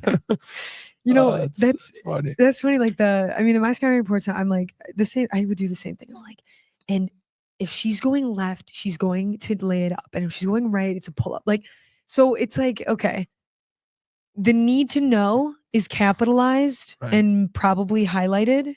Right. Lefty. That's how we started. Can't shoot. Gonna drive, or like we have. I have like maybe like stats. Like stats and tendencies, and then like how we're gonna guard. Okay. So, and we had kids this year that were like, no, how many points do they have? What's their this? Like, what's their? I'm like, whoa, okay. Like, do you want to know that? Like, like, who cares, right? Well, yeah, I'm like, I didn't know you wanted to know her free throw shooting percentage, but I will put that on there if you'd like. Like, so some kids did want that information. Some kids really wanted that, and I was like, oh yeah. So you just have a different color scout report. Yeah, like, here you go. You get this one, and you get that one. Yeah, this is pink paper and this is a white paper. Yeah, it's like players and numbers. Right. Another one, the NBA's the synergy stats. Yeah, synergy stats. Oh my gosh, could you imagine? Yeah. So I think it's and it's also too, like, in those scouting or in those film sessions, it's also like, okay, hey, maybe you just talk through some of like the really dense information, because they're not going to remember that maybe, but they'll have what they need to know on this piece of paper. And it's their expectation that they're, reading through it before the game, or they're not just like cramming into their folder and throwing in their backpack and not looking at it again. So I mean, yeah, I think there's lots of ways to do it, but yeah. Okay. Let's move to a little bit different one. Sure. What is your advice to parents? Oh. Touchy subject. Not too touchy, but just it's just always an interesting. It is. Yeah. But I feel like the involvement, and I mentioned it last time. I feel like a lot of parents, because they understand they have so many, resources, but it doesn't always translate to players being successful in sports. Yeah. And I feel like they failed in them because they got all these resources, and their player is not, a Division I athlete. So then it's like, oh, you're failing somewhere. Yeah. And it's that pressure, and that pressure makes them make irrational decisions. Yeah. Man, what are I think my advice to parents would be to ask your kids the same questions that I ask the 6th grader. Yeah. Did you learn something? Did you get better? And did you have fun? 1% better. Just one, yeah. Kaizen, baby. Kaizen. Yeah. But yeah, I think that's it. And like, I also think like assuming best intentions is really important. Like, assume that your kid's coach has the best intentions for your child. Like, and I know that maybe sounds counterintuitive or is not good advice, but I think of moments where I've felt defeated as a coach because I'm like, I care so much. If only you knew how much I thought about your kid. Like, not, not like in like before this moment, yeah, when they did not play. Yeah, or like before this moment where like you're feeling like this is now coming to a head of like this like frustration, whether it's with how they're playing or their playing time or whatever it might be. Like, I think like I also think I think the other thing too is like coach and parent versus problem. Because we're on the same team. Yeah. We're on the same team because we want your child to be successful. We want them to have a good experience. So it's us against the problem, not you versus me. Because then there's no discourse that can happen when it's you versus me instead of you and me versus the problem. I read this in psychology book that a lot of times you can solve this by both looking one direction. So if you're talking to a parent, instead of talking to each other, you're both standing close and looking in one direction. So then you're looking at the problem together and not versus each other. I like that. Yeah. But yeah, I like that equation. Yeah. That's a really good advice. Yeah. Let's do this. We kind of mentioned a little bit here and there, but take over. What is successful season for you? What does that mean? Yeah. Again, I don't want to sound like too cliche here, but it's like, are we better than where we started in terms of like how we communicate and we get along with each other, our basketball sense? Did we improve our skills? That to me is success. Yeah. I think, again, to be pretty vulnerable here, last year I was like, oh yeah, like 29. We were 29-4 my first year. Right. I was like, I'm awesome. Like, this is great, winning. Right. And then I'm like, and then we were 20-12 this year, and I still feel that way. I'm like, I'm awesome. This is great. Like, because it's not like, I think there were moments where I'm like, losing's okay. Like, losing is okay because it's like a part of what you do. It's like a part of the game. Like, you can't play and expect to just like always win. And the teams are different. Teams are always going to be different. Group of athletes is going to be different. Each year. So, can 2 and 29 season be successful? Sure. Why is of course. that? Yeah, I mean, did you get better? Did you get better than you were at the beginning? How did you stay together as a team? Did you grow as people? Yeah. What are the relationships like? Right. I mean, now you could be 29-4 and you could say like everyone hated each other.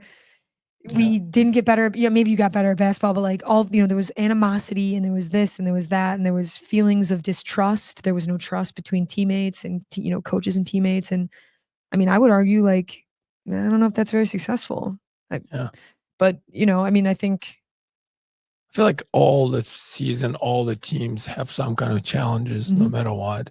Yeah. But you mentioned that how do you get over that? Do you finish the season with that challenge in your pocket, or you end up putting it behind you? And again, a lot of season finish on a loss. So like, what are you going to remember from that? Yeah, yeah. It's always the worst part. Is like the only teams that get done with a win. I do think winning helps. Winning, I'd be remiss if I didn't say that winning didn't help. Like I think. But it's not at all the means, Yeah, winning certainly helps. I think it absolutely like maybe covers up for some of the maybe some challenges, some of the challenges that you face. I definitely think it it makes up for some of that, but it's not the most important thing. You heard that like the higher level, the game becomes more mental, right? What do you do for that? How can you train mentally? How you can challenge yourself, maybe, especially now, like, Stevenson is a college campus pretty much, right? Like the kids who goes here fortunate. It's a great teacher, it's a great ratio. People graduate. I mean, you just got to build like this new building, right? So how do you understand that? How do you mentally stay sharp? What are your suggestions? How do you work on that part of your, I guess, human being, Yeah. Well, I go to therapy. For me personally, I go to therapy every week. So that really helps me. And I tell my players that, I was like, oh yeah, I talked about this in therapy, or, because I want to like normalize that. And therapy's changed my life. It's been wonderful for me. I'm not saying every kid or person should go to therapy, but I definitely think it's something that people should be open to doing. I understand too. I mean, at Stevenson, there's this kind of this like norm of like you take AP classes and you take as many AP classes as you possibly can, and so there's a ton if you don't, you're like, yeah, no, seriously, no AP classes. No, I'm serious. It's like so true. So how do you manage that? Yeah, I think well, one thing, I talked about that book, Chop Wood, Carry Water. So it's like bringing in these ideas of like talking about like the journey, right? There's a fun chapter in that book about the ice climber. The ice climber doesn't look at the peak because if he looks at the peak, he will fall. He will miss his step. Right. So it's like staying in the present moment. Right. So it's like you kind of mentioned it. Right. So there's all sorts of just like wonderful little fun nuggets that you can kind of bring into like talk to your kids about, right? And I think like those things, like when you build that relationship of like, hey, talk, how's US history going? Yeah. And they're like, I hate it. My teacher, my this, like, so like having that conversation and like understanding like, wow, okay, maybe we need to cut practice a little bit here. Like they have, it's AP testing week or like overwhelmed. So I think, also you should have a sense as a coach of, the stresses of your kids and the stresses of your teammate or of your team rather.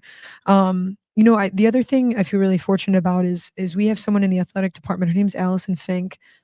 She talks about like mental performance. And she was able to come in with our team, our varsity team, I believe three or four times this season. And she talked about like having like a ritual or as a team or personal. Like as like a personal thing. Yeah. Okay. And so like how do you like the mental preparation of like the visualization, and she like walked us through. We sat in a classroom, instead of maybe doing a film session, like we replaced the film session with this. We also have I work with her in this too. We have like a Patriot Peak Performance and Mental Edge Development group that meets during the week for students that want to come. And so we just like talk about like the mental edge. I feel like visualization is very important. They recently saw research done that people shot free throws, and 6 months later there's 3 groups. One group who visualized it, one group who shot it, and one group who didn't do nothing. So then 6 months later, group that didn't do nothing had the same percentage. The group that visualized it got better 24%. And the group that just shot it had 25%. Wow. So the margin was so small. And again, that's part of psychology, how like you can come up with a story and that story becomes true. Yeah. So like the visualization is so important for, especially for high level players. I believe that like you going through motions, you seeing things. And I feel like a lot of high level athletes have been using that like a cheat code, you know.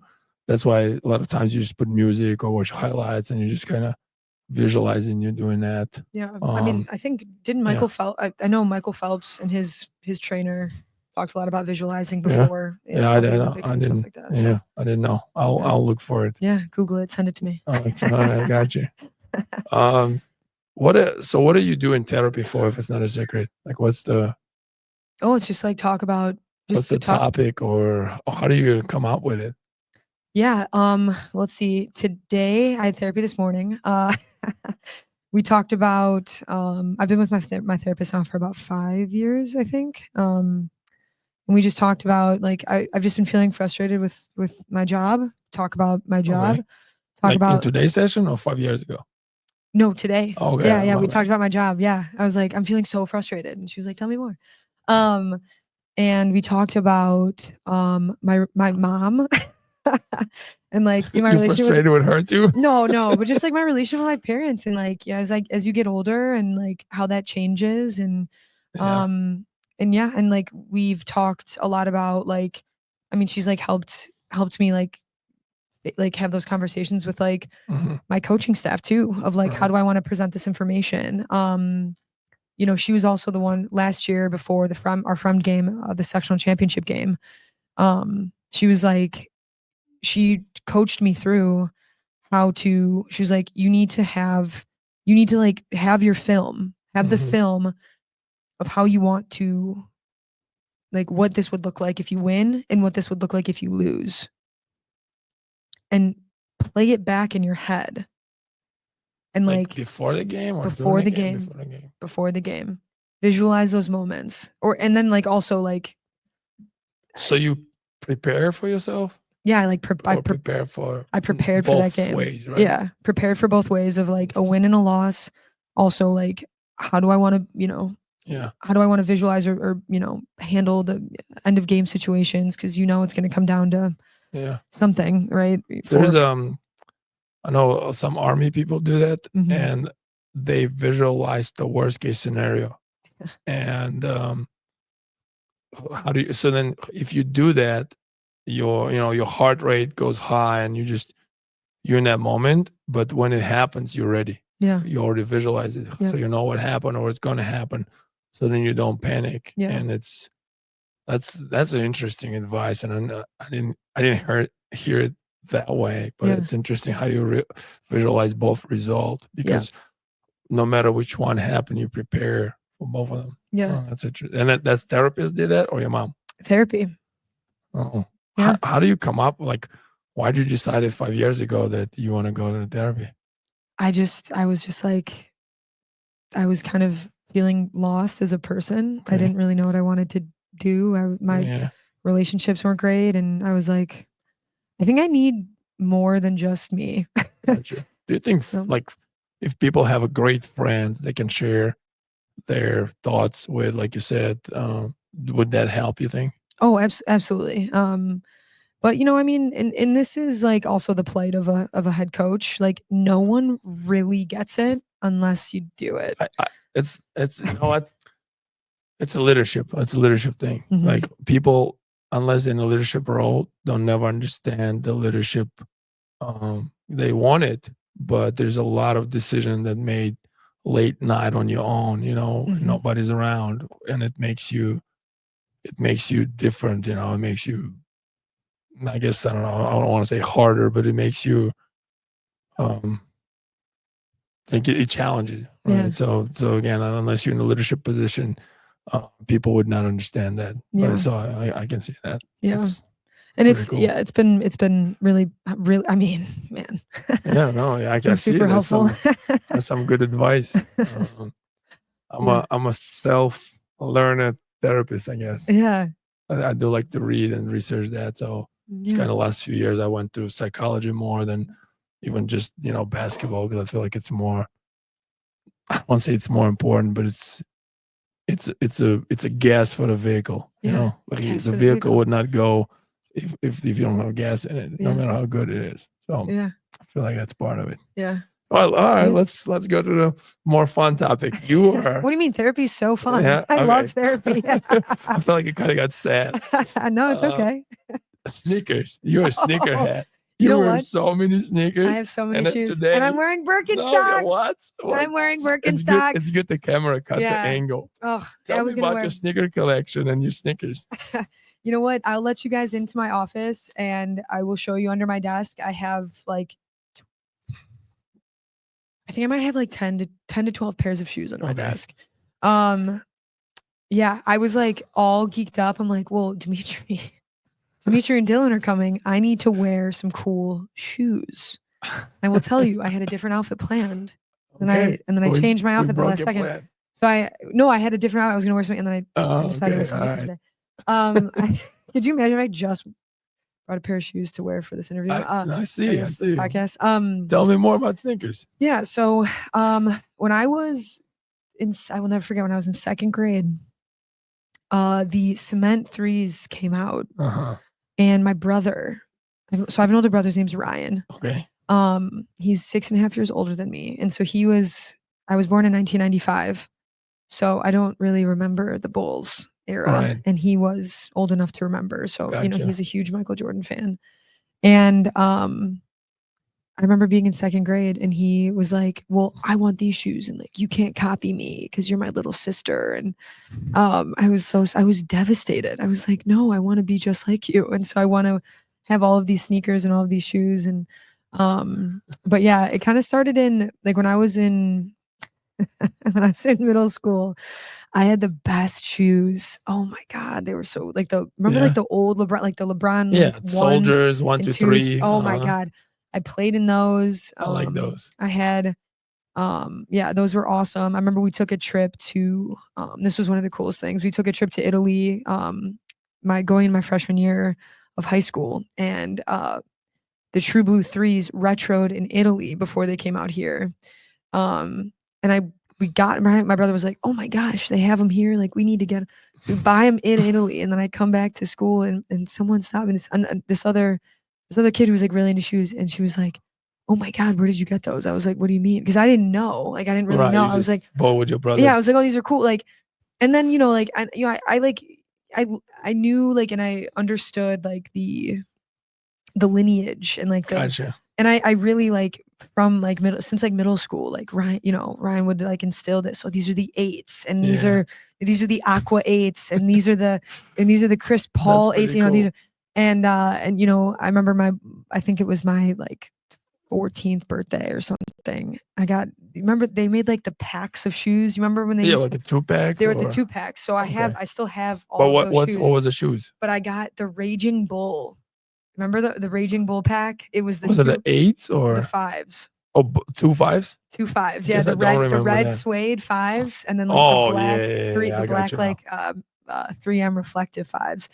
I still have those, and the obviously going to Maine South, it was great too. Right, black and white. Red, black, and white. Yeah, gotcha. And so I would wear I'm a freshman in high school, and I'm wearing these suede 5s to play in my high school games. I'm wearing these red shoes. Did coach say anything? When I got pulled up to varsity, he was like, hey, so we're gonna wear the team shoe. I was like, oh, okay, well. What's the team shoe? I was like, the Hyper Dunks. So, but I'm was the same size shoe I was in middle school in 8th grade. So like all those packs, like the 11s, like the 11s and the 12s, like I still have those. I played in the 12s, the taxis and the cherries, like all through high school. I would, of course, you got to show. What's the last shoes you bought or maybe got? The last shoes that I bought, what if I told you they were these Birkenstocks? No, I'm just kidding. No, they don't count. Nope. Like a good shoes. Like a sneaker, like a Jordan. Okay. Yeah. I'm sure you probably got something with the season with Stevenson, right? No, No. surprisingly, no. Because I'm trying to rein it in. I have like over 200 pairs of shoes. Yeah, I got you. Like You already had a green. I have a white, green and I last year I bought myself. They are these are they're really fun. I wore them like all throughout the playoffs last year, and I wore them again this year too. But they're like the green and yellow like dunk. Okay. Those are are they fun. leather or suede? Leather. Leather. Yeah. I like dunks. I'm wearing dunks Yeah, right you now. got some dunks. Yeah, that's a nice colorway. I like those. Yeah. Those are nice. They yeah. were free on All Star. Oh, no kidding. I was lucky. Oh, okay, pop off. Humble. Just a little Slight bit. brag. Yeah. So, but I just think shoes are really cool. And I remember I had a college roommate. Her parent was like, you can only wear one pair at a time, right? And I was like, Yeah, but you can change so? them one day at the month or one day at the year. You know, it's funny. Actually, yesterday I left Stevenson. I was like, I'm going to wear a different pair of shoes every single day this summer. There you go. That's my goal. That's it. Yeah. So, but yeah, I'm trying to think. I got a pair of Adidas Sambas. I don't know if you know. Yeah, I like do. the new Adidas. I got them. They're pink and like navy blue. They're pretty cool. Yeah, I like those. Those are cool. So yeah. Is there anything you want to talk about that we didn't? I feel like we hit a lot of topics. Yeah. Let's see. When in doubt, buy the shoe. Go to therapy. If you got every day in the summer, you wear a different pair. Remember, yeah, for how many days? We have a tradition in this podcast that a guest before leaves a question. Oh, nice. So Coach Dylan left the question: when you go on a trip and you stop by gas station, you have a choice to buy candy, chips, or drink. What would you do and why? Like a car ride snack. All right. I'm going to go. Don't. There's the wrong answers. There's wrong. No, it's not. If I'm okay. If it's a road trip. Yeah. I'm getting an entire sleeve of barbecue Pringles. Barbecue Pringles. That's your favorite? That's what I'm going to go with. So chips it is. Chips, because they last longer. You can kind of munch on them because, if I buy a candy bar, I'm going to eat it right away. Yeah, I can see that. I don't have any self. All right. Can't hold back on that. Otherwise, I'd buy a fast break. So then I'm asking you to a question. Get a question to the next person without knowing who they are. Without knowing who they are. Okay. If you would have told me, I would have had a question. No, you got to on the fly. On the fly. Okay. All right.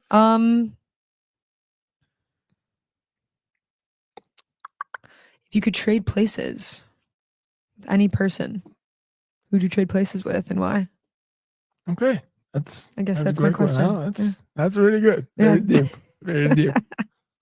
Well, thank you. Yeah, thank you. This was really fun. Yeah, it was good. I appreciate the questions. Thanks for having me. Maybe we'll meet next time soon. There we go. Sometime soon. Yeah. Right. Awesome. Thank you. Thank you.